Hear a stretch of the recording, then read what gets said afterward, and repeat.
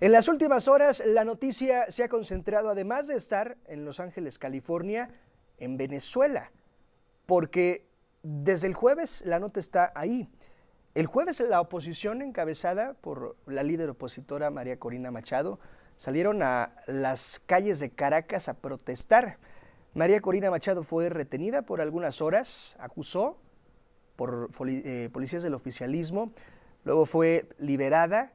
Edmundo González tenía el propósito de llegar ayer viernes a Venezuela para rendir protesta como presidente legítimo, así lo ha dicho él, lo ha dicho la oposición, lo han dicho algunos países que lo han respaldado, pero ayer viernes, Nicolás Maduro Moros juramentó su tercer mandato consecutivo como presidente de Venezuela.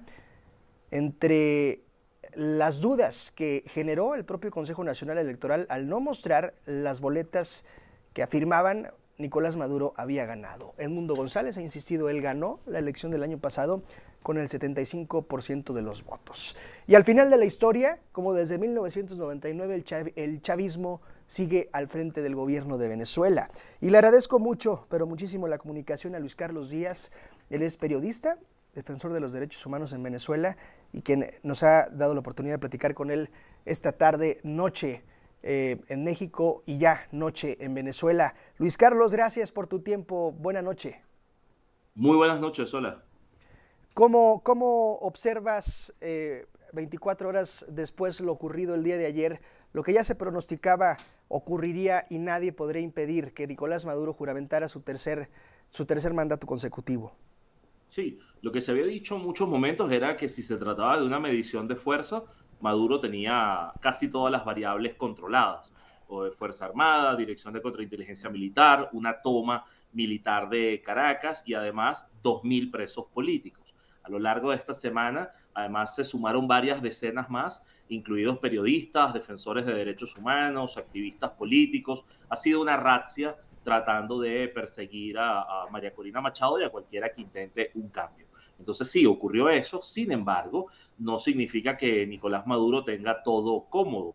El deslave que ha tenido su popularidad internacional, si acaso la tenía, la falta de apoyos de presidentes que no fueron a su toma. Fíjate que solamente estuvo el de Cuba, Nicaragua, dos dictadores, y Sí. el del Congo, otro dictador. Y eso fue todo lo que acompañó a Maduro en términos de mandatarios. Ha sido un balance malo para ellos, pero hay otro detalle. ¿Quién detiene a María Corina y quién la libera? Para que la hayan liberado significa que dentro del chavismo hay fracturas, hay desobediencias, y aunque esos funcionarios quizás la están pagando caro, significa que el chavismo tampoco está totalmente fortalecido en su Sí. aparato represivo. No hay dictador que no termine por caer en algún momento de la vida. Inicia un nuevo periodo que entiendo, según la Constitución, sería de 6 años.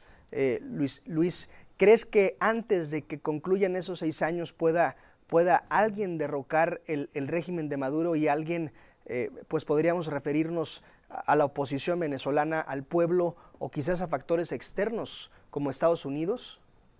Esto ya se ha discutido en 2013 y en 2019. Decir que ahora sí nos convertiría, bueno, también como hacen los cubanos, como hacen los nicaragüenses, que dicen este es el año y este año va a pasar.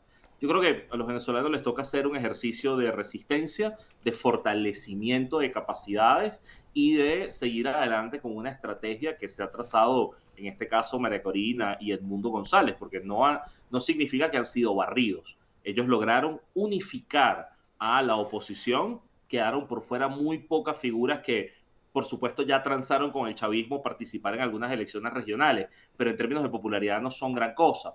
No solamente lograron unificar a la Sí. oposición, sino lograr una estrategia que pudo demostrar la verdad, que fue que las elecciones se ganaron y se tienen los resultados. Y los resultados son cosas como esta, un acta electoral, como te la puedo mostrar a ti acá, como pueden tenerla miles de personas en Venezuela, porque es que las actas electorales en cada centro electoral la tuvieron los testigos del gobierno y de la oposición, los miembros de mesa, los miembros del Plan República y los miembros del CNE, y todas las actas son iguales. Es decir, no son solamente las actas de Edmundo y la oposición, es que las del chavismo son exactamente iguales. y las que tenemos los ciudadanos son exactamente iguales. Entonces, el valor de la verdad es lo que puede seguir deslegitimando a esta coalición de poder que apoya a Maduro dentro del país y también afuera, porque los países que se han hecho los indiferentes con Venezuela son cómplices de este robo. ¿Crees que México ha sido cómplice?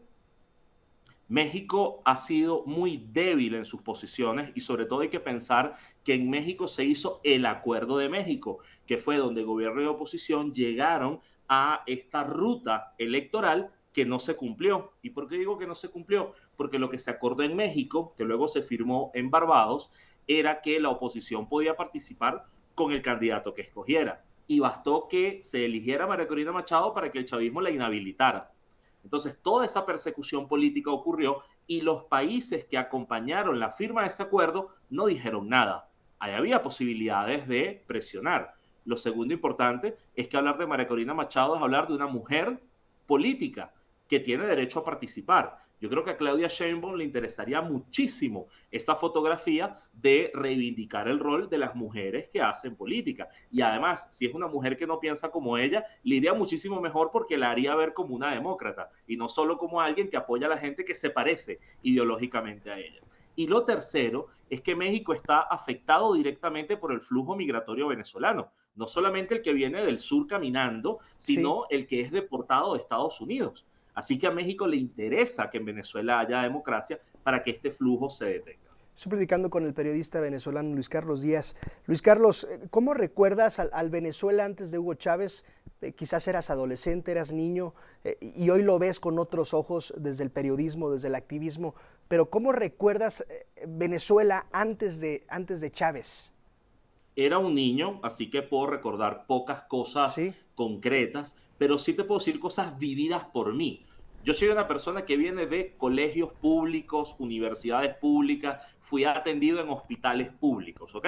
No vengo de una burbuja de privilegios. En mi escuela pública del interior de Venezuela, de Charallave, yo tenía comida en el comedor escolar.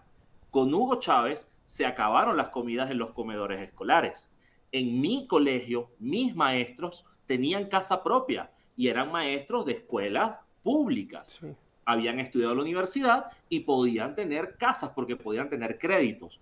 Hoy, una maestra en Venezuela, la hija de la maestra que me dio clases a mí, gana $5 al mes.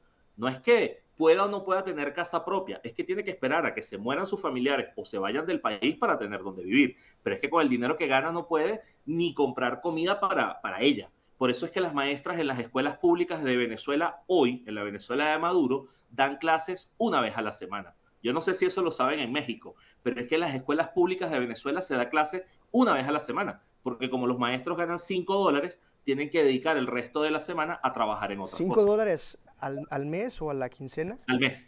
No a la hora, no al día, no a la quincena. $5 por mes. O sea que si lo transformamos en moneda mexicana serían 110, 120 pesos al mes.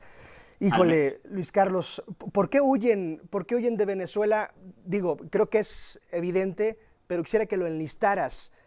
Asuntos económicos, inseguridad, desigualdad, ¿cómo lo enlistarías? Mira, cuando toda mi familia se fue del país, porque yo fui el único que se quedó con mi esposa y mi perro, cuando toda mi familia se fue del país, se fue por inseguridad. Los iban a secuestrar, eran personas vinculadas al poder, no había quien hiciera justicia. Entonces, claro, el entorno de inseguridad era terrible porque el chavismo utilizó a la inseguridad, a las bandas armadas, para el control social, ¿ok? Para que la gente se abstuviera. Años después, la gente salió disparada del país por una crisis económica que generó el propio chavismo. Por eso es que el pico de migración fue entre el 2015 y el 2017, sobre todo, 18. ¿Por qué? Porque había hiperinflación, había escasez, no se conseguía harina, azúcar, leche, medicinas. Entonces la gente tenía que huir del país con lo puesto. Y también a todo esto se le mezcla la perspectiva política, la perspectiva de país. O sea, ¿puedes llevar adelante y desarrollar tu vida normalmente en Venezuela? No. ¿Tu proyecto de vida cabe? No. En el caso de mi esposa y el mío, bueno, somos periodistas, trabajamos contando historias. Hay crisis, bueno, tenemos cosas que contar. Sí. Pero si eres carpintero en un país donde no hay madera, no tienes trabajo. Entonces, la gente empezó a salir y eso fue lo que impulsó toda esta migración.